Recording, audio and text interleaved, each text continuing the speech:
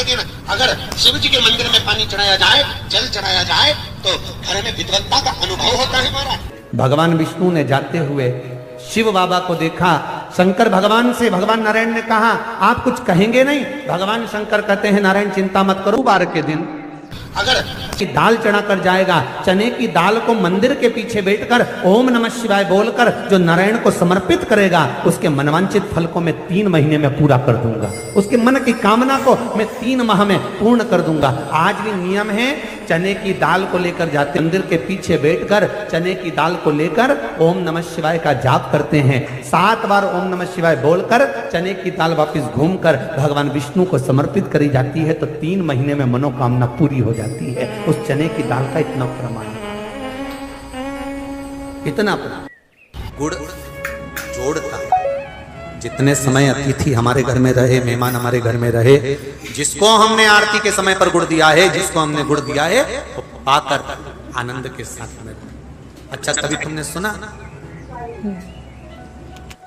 जो जिसके यहाँ पर गणेश जी नहीं होते, शादी ब्याह में अगर गणेश जी नहीं मिलते तो क्या करते हैं, वो गुड़ का जो ढेला होता है ना, उसी को आधा तोड़कर गणेश जी बना के रख देते हैं और उसी आधे गुड़ के ढेले का भोग लगा देते हैं। गुड़ का ही गणेश और गुड़ ही खजाना।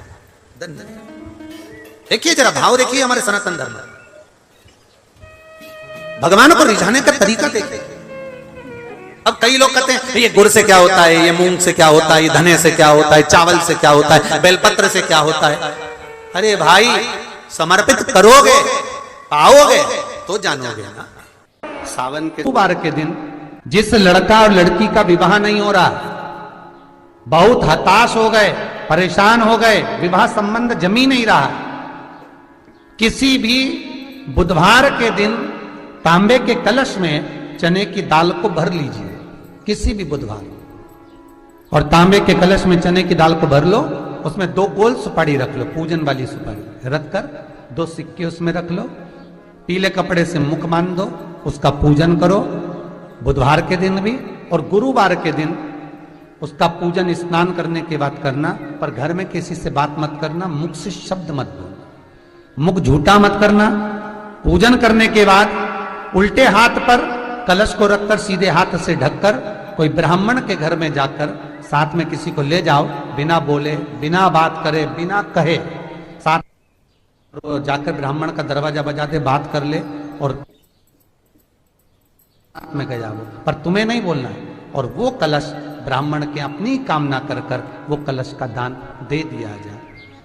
महाराज, ज्यादा से ज्यादा 4 महीना 3 महीने के अंदर विवाह संबंध पक्का हो जाता है।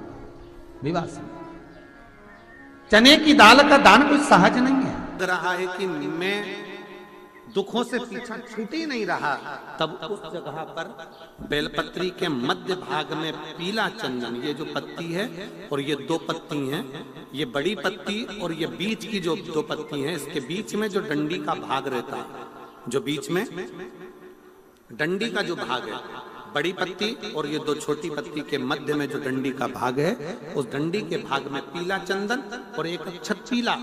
शंकर भगवान को प्रदोष के दिन आप अगर प्रदोष काल में समर्पित कर रहे हैं, तो ये निश्चित है कि धीरे धीरे कर कर वो दुख समाप्त होगा, वो दुख कटेगा ही।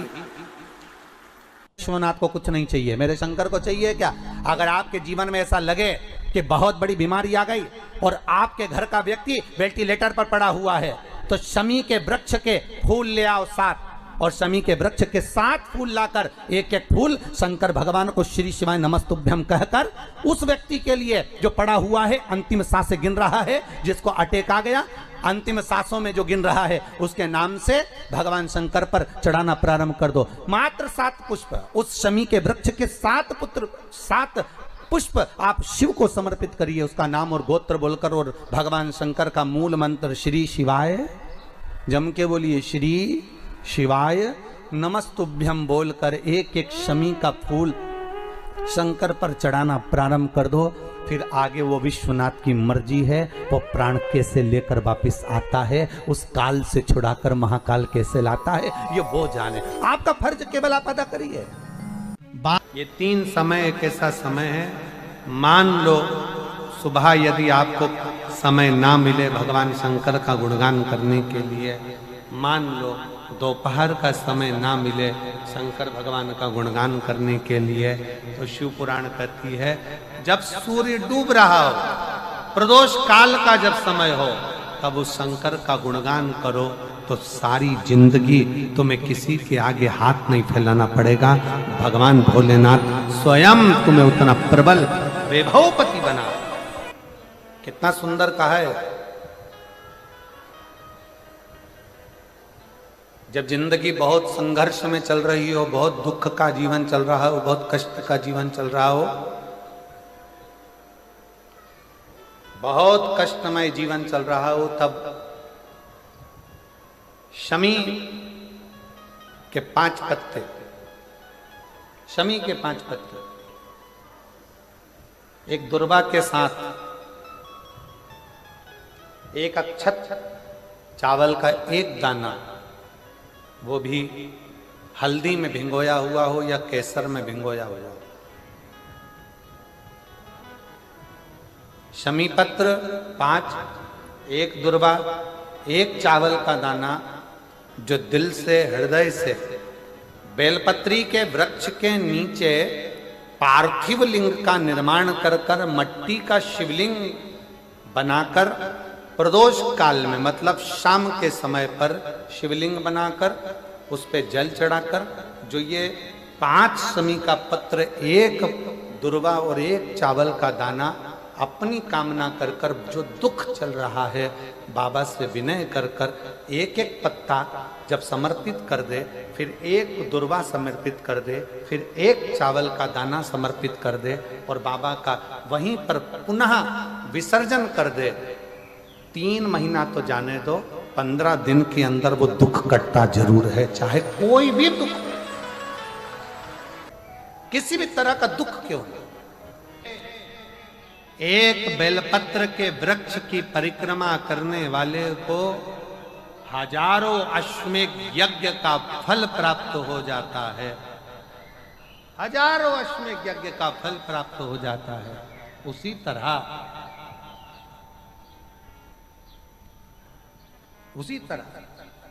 एक पार्थिव लिंग का निर्माण करने वाले को, मिट्टी का शिवलिंग का निर्माण कर कर पूजन करने वालों को 12 ज्योतिर्लिंग के शिवलिंग के दर्शन का पुण्य फल प्राप्त। जब श्री बद्रीनाथ भगवान विश्राम करते हैं, पट जब बंद होते हैं, तो मेरे नारायण के हृदय से बाहर जो लक्ष्मी जी का मंदिर है, वहां से लक्ष्मी जी को लाकर हृदय से लगाया जाता है और भगवान को एक कम्मल पूरा घी में उसको लपेट कर, पूरे घृत में उसको लगाकर, गौ माता के घृत में उसको लगाकर नारायण को भगवान शिव का स्मरण कर कर लपेटा जाता है। भगवान नारायण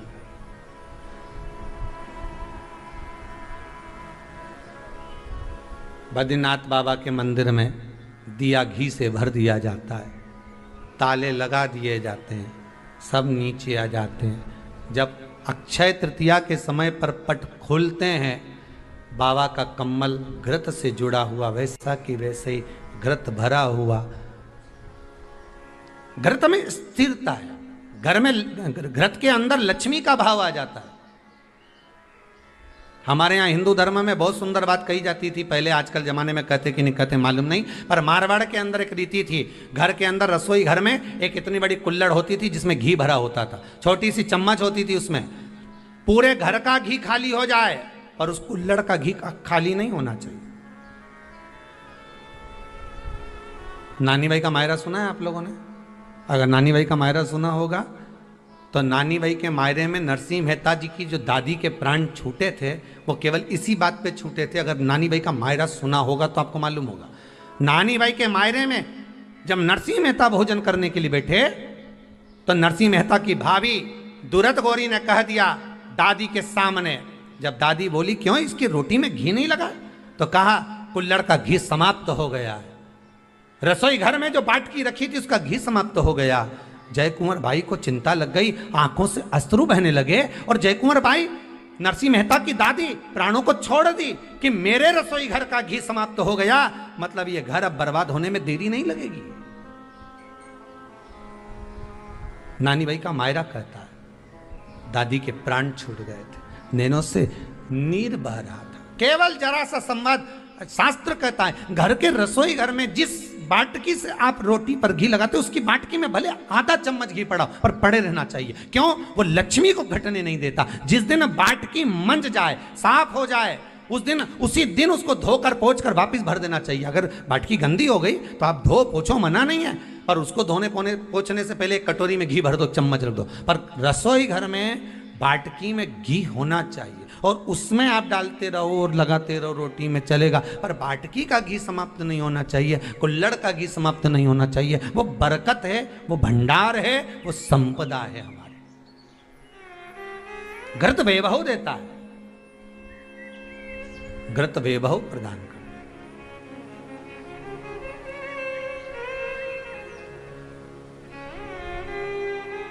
घृत वैभवता देता है।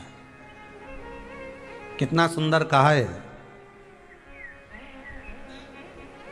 शंकर भगवान के शिवलिंग पर घृत चढ़ाने के बाद आपने दही चढ़ाया शिव जी को, ठीक है, आपने दूध चढ़ाया, जल चढ़ाया, दही चढ़ाया, शहद चढ़ाया, शक्कर चढ़ाई, मिष्ठान चढ़ाया, जो भी आप शिव जी को चढ़ा रहे हो उसमें से केवल एक पदार्थ, एक वस्तु, घी शंकर के शिवलिंग पर चढ़ाने के बाद में उसी शिवलिंग का घृत, जहां शिवलिंग रखा हुआ है, शिवलिंग जहां रखा रहता है उस कटी पर उस घृत से हस्त फेर देना चाहिए अपनी मनोकामना कर कर। जो अभिषेक आपने किया है वो अभिषेक का फल भगवान भोलेनाथ कुछ ही दिन में प्रदान कर देते हैं। मात्र उंगली फेर देने पर, घृत पात्र की उंगली, घृत का जो आप अभिषेक कर रहे हो, जल चढ़ा रहे हो, दूध चढ़ा रहे हो, आप पंचामृत सामग्री समर्पित कर रहे हो, आप दुनिया की सारी वस्तु भगवान को दे रहे हो, तो घी चढ़ाते समय जब घी चढ़ जाए, शंकर के शिवलिंग पर घी चढ़ गया, उसकी एक उंगली लेकर शिव मंदिर में जहां शंकर जी पिंडी पर बैठे हैं उस जलाधारी पर जो शिवलिंग रखा हुआ है उसके चारों तरफ उस घृत को लगा देना चाहिए अपनी कामना कर कर। महाराज शिव उसको स्वीकार करता है। क्यों? शंकर और पार्वती के मिलन स्थल, माता पार्वती की गोद में भगवान शंकर का जो शिवलिंग स्वरूप विराजमान है, हस्त कमल के अंतर्गत जो भगवान विराजमान है, उसका फल चौगुना मिल जाए।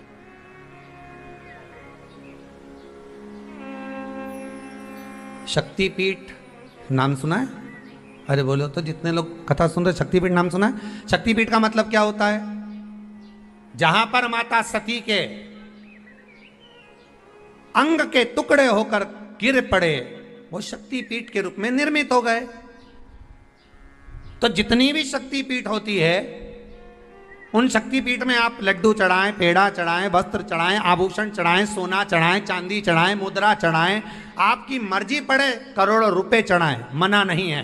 पर शक्तिपीठ का दर्शन करने जब जाएं तो कम से कम थोड़ा साथ में गाय का घृत, असली घी साथ में लेकर अवश्य जाएं। क्यों? शक्तिपीठ पर भी घी समर्पित करने से मनोकामना पूर्ण हो जाती है। आप आएंगे शक्तिपीठ का दर्शन करके और मनोकामना पूर्ण होना है। मात्र शक्तिपीठ। आप चढ़ाएं वस्तु, ढेर चढ़ाएं, आप सोना चांदी अंबारियों में धन दौलत सब चढ़ाएं, पर साथ में आप चुनरी चढ़ा रहे हैं, साड़ी चढ़ाएं, घृत भी दीजिए, घृत भी प्रदान।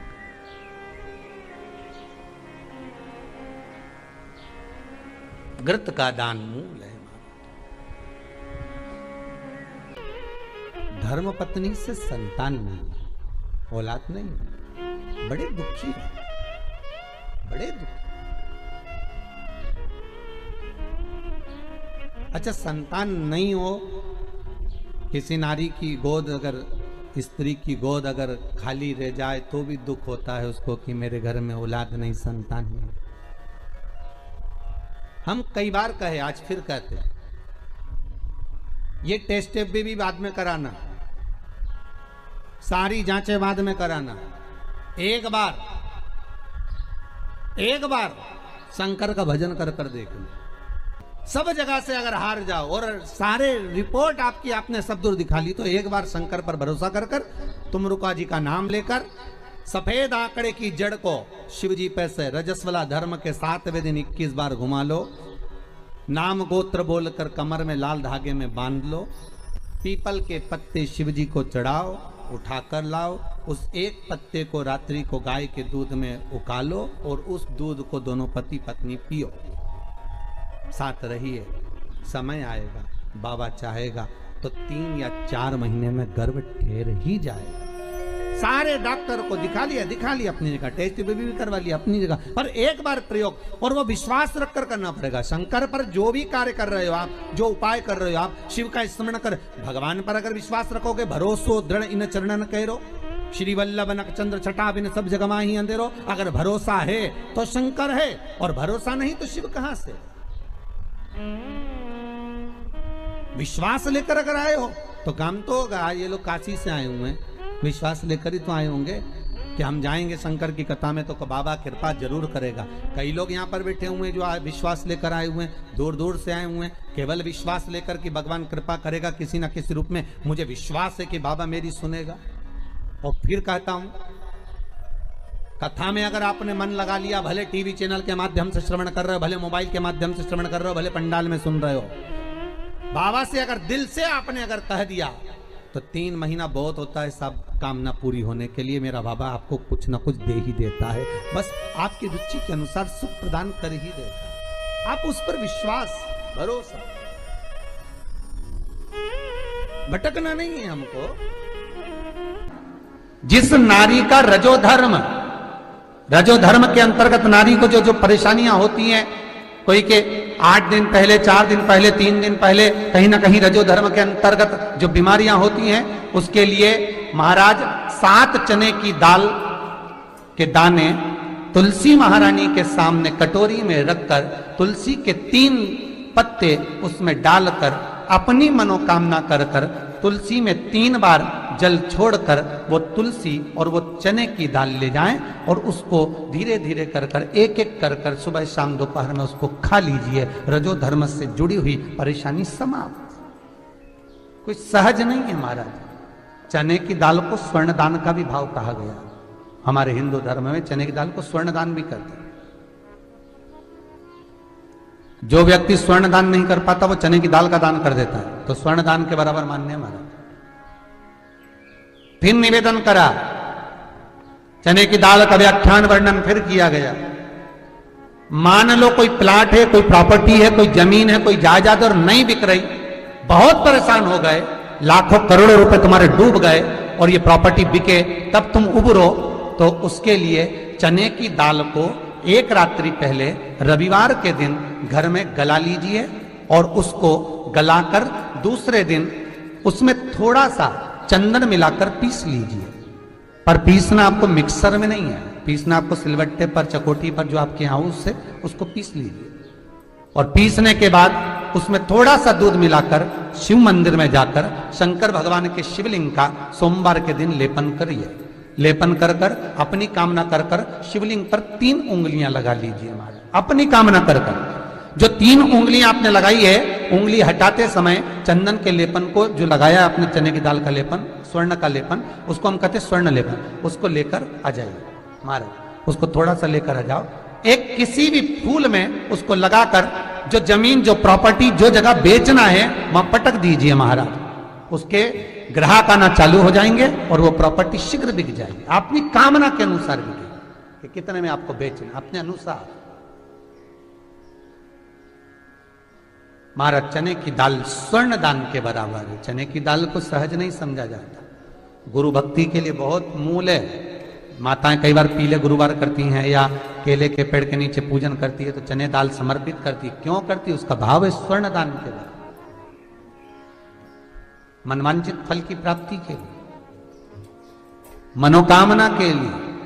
जिस जमीन में फसल कम होती हो, जिस जमीन में प्रॉपर्टी के अंतर्गत कहीं लाभ नहीं मिल रहा हो, जो कई लोग वो जमीन की दलाली का काम करते हैं ना, जमीन बेचवाते हैं, खरीदवाते हैं और कोई लाभ ही नहीं मिल रहा, कई दिनों निकाल दिए, साल निकाल दिए, कोई लाभ नहीं हुआ, तो निवेदन है शंकर भगवान के मंदिर में शिवलिंग पर 108 चने के दाल समर्पित करो। उस 108 चने की दाल को प्रदोष के दिन शाम के समय समर्पित कर कर उस दाल को उठाकर लिया, जेब में पीले रुमाल के साथ उसको बांध कर रख लो। किसी प्रॉपर्टी का सौदा कराने जाओ, उसको पटक कर लेकर जाओ, आपके लाभ होना चालू, सौदे होने चालू, आपको कमीशन मिलना चालू। बद्रीनाथ में अगर 41 दाने चने की दाल के पीले कपड़े में बांधकर जो शंकर भगवान के 41 बार नाम लेकर बद्रिकाश्रम को चढ़ाता है, आज भी उसकी मनोकामना पूरी हो जाती है। इसलिए बद्री नारायण में चने की दाल चढ़ती है। क्यों चढ़ती है किसी को नहीं मालूम, पर उसका कारण यह शिव महापुराण में लिखा कि बद्रिकाश्रम में चने की दाल शंकर भगवान का नाम लेकर चढ़ाई जाती है। क्यों? क्योंकि जब जैसे दादी को स्वर्ण सीढ़ी चढ़ाते हैं, देखा स्वर्ण सीढ़ी चढ़ाते हैं तो चने की दाल बर्तन में भरते हैं, फिर उस पर सोने की सीढ़ी रखते हैं, तब वो स्वर्ण सीढ़ी चढ़ती है। उसी तरह जब हम किसी बच्चे को गोदी लेते हैं और उसको कोई दान देते हैं, अपना मकान अपनी जायदाद जब उसके नाम लिखते हैं, तो बच्चे को जब गोदी लिया जाता है तो सामने थाली में चने की दाल भरी जाती है। नामकरण संस्कार जब बच्चे का किया जाता है तो सामने थाली में चने की दाल रखी जाती है। क्यों? चने की दाल जब हम दान करते हैं तो स्वर्ण के बराबर दान का, प्रॉपर्टी के बराबर दान का लाभ जीव को प्राप्त होता है। आज भी नारायण के मंदिर में बद्रिकाश्रम में 41 दाने चने की दाल के देने पर, आपको 41 तो गिनता नहीं इसलिए पोटली में बांध कर ले जाता है, जितने हैं दे दो, शिव का नाम समर्पित करिए। हर हर भगवान शिव का नाम लेकर बद्रिकाश्रम में चने की दाल का दान। अच्छा, इसलिए केदारनाथ में जपा जाता है नारायण नारायण और बद्रिकाश्रम में जपा जाता है ओम नमः शिवाय। दोनों जगह विपरीत दशा है। केदारनाथ जी में क्या जपना चाहिए? श्रीमन नारायण ओम नमो भगवते वासुदेवाय श्री कृष्ण शरणम मम। ऐसे केदारनाथ जी में बैठकर भगवान का नाम का जाप करना चाहिए। और बद्रिकाश्रम में जब भी जाओ तो मुख से ओम नमः शिवाय, ओम नमः शिवाय। जैसे व्यक्ति का कोई काम नहीं हो रहा हो, बहुत दिन से लगे, बहुत समय से लगे, ये काम हो ही नहीं रहा, तो शंकर जी का नाम को उल्टा कर कर जपना चालू कर दो। नमः शिवाय ओम।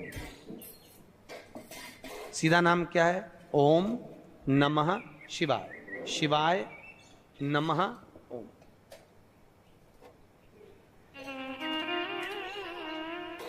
जब उल्टा नाम व्यक्ति जपना चालू कर देता है, जिस बच्चे के, बच्ची का, जिसका भी विवाह नहीं हो रहा हो, कोई काम नहीं हो रहा हो, कोई सीए की पढ़ाई कर रहा है और एग्जाम में निकल ही नहीं रहा, 3-3 4-4 बार बैठ गया, पास ही नहीं हो रहा, उस बच्चे को बोल दो बस सुबह उठते से ही शिवाय नमः ओम बोलना चालू कर दे, एक ही बार में सिया पास ले। कहा करत बा, जॉब नहीं लग रहा, जब उल्टा उल्टा जब ले। ये उसी में का हाल है। जैसे किसी व्यक्ति से अपने को पैसा लेना और दे नहीं रहा, क्या करना है? सूर्य नारायण भगवान को अर्घ दो। तो 21 दाने लाल मिर्ची के जो दाने होते हैं, देखें लाल मिर्ची के अंदर दाने होते हैं, उसके 21 दाने निकालकर पानी में डाल दो और पानी में डालकर उसी जल से सूर्य को अर्घ दे दो। उस व्यक्ति का नाम लेकर जिससे पैसा लेना है, हाथ जोड़कर देने आता है, तुरंत 3 महीने के अंदर पैसा लौटा दे, हाथ जोड़कर। ये सूर्य को अर्घ देने पर मात्र व्यक्ति दौड़कर पैसा देने आता है, कितना भी हो, रहने नहीं देता प्रचंड। शिव के सिवा दुनिया में कोई दानी नहीं, शंकर जैसा कोई दानी नहीं हो सकता। स्वयं कैलाश पर रहता है और दुनिया को लखपति, करोड़पति, आनंदपति बनाकर भेज देता है। कभी अगर मौका लगे, कभी ऐसा योग लग जाए कि कोई आपसे कहे कि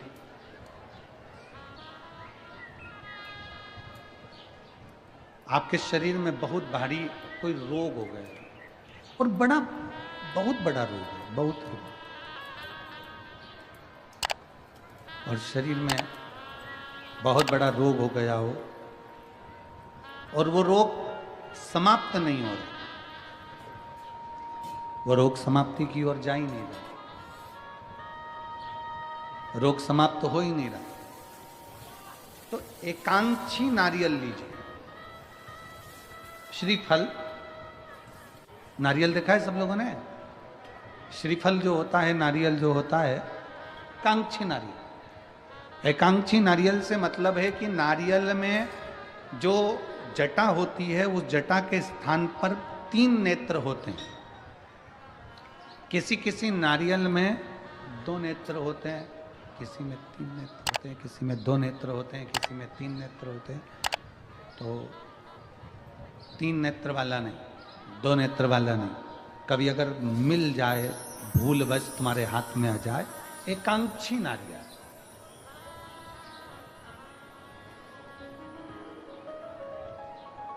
एक नेत्र वाला। पहले बताओ देखा है कि नहीं देखा? पहले ये तो बोलो कि नारियल के पीछे 3 आंखें दिखती हैं, 3 आंखें, किसी में 2 आंखें नजर आती हैं। उसी तरह एक एकांक्षी नारियल, एक नेत्र वाला। कभी अगर मौका लगे और अगर रोग बढ़ रहा है, घट नहीं रहा, तकलीफ बढ़ रही है, घट नहीं रही, सारे इलाज करवा लिए, सारी दवाइयाँ ले ली, सारी जांचें करवा ली, सारे डॉक्टरों को दिखा लिया, उसके बाद भी अगर आराम नहीं लग रहा है तो एकांक्षी नारियल। और उस एकांक्षी नारियल के साथ में 7 दुर्वा, 7 बेलपत्र,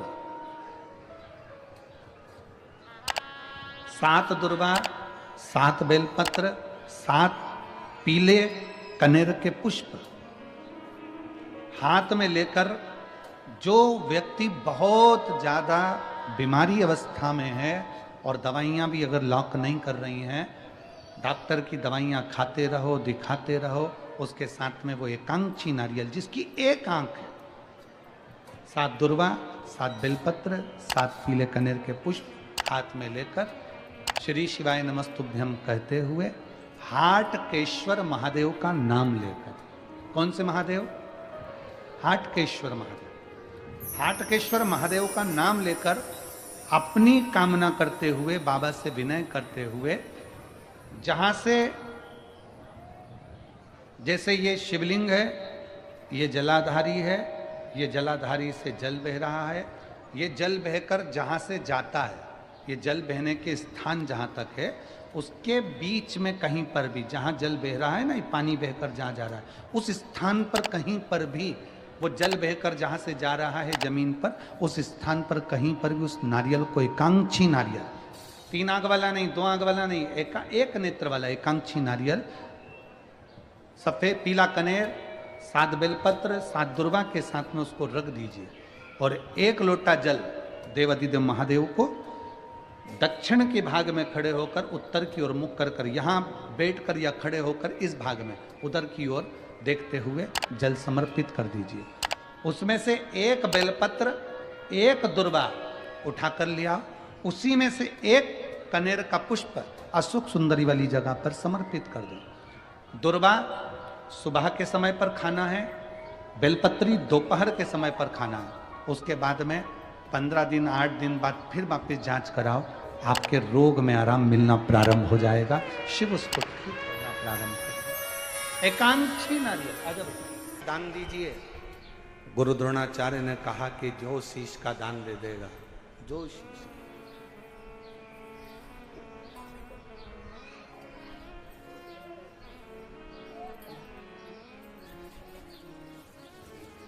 मेरे शंभू ने कहा, मेरे शंकर ने, इस पवित्र कथा का आनंद कर रहा है, हस्तिनापुर महापुराण की कथा करिए, जो शीश का दान देगा वो मुझसे शस्त्र विद्या सीख लेगा।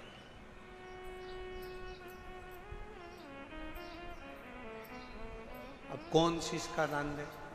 सब 105 जितने शिष्य बैठे थे गुरु द्रोणाचार्य के, उसमें से 100 शिष्य उठकर चले गए, 5 शिष्य बैठे रहे पांडव, उसमें भी 1 अर्जुन सामने बैठा रहा, तलवार उठाई और शीश के पास लेकर जाने लगा, काट कर शीश का दान देने लगा।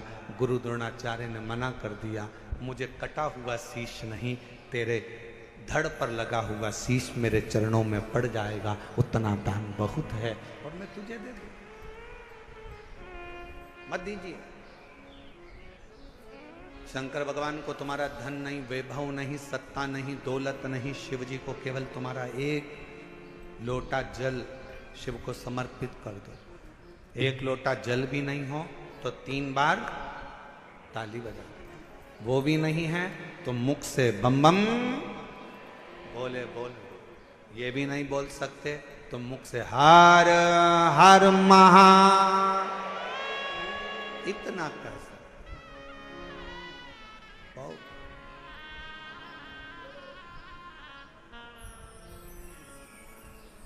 कुछ नहीं।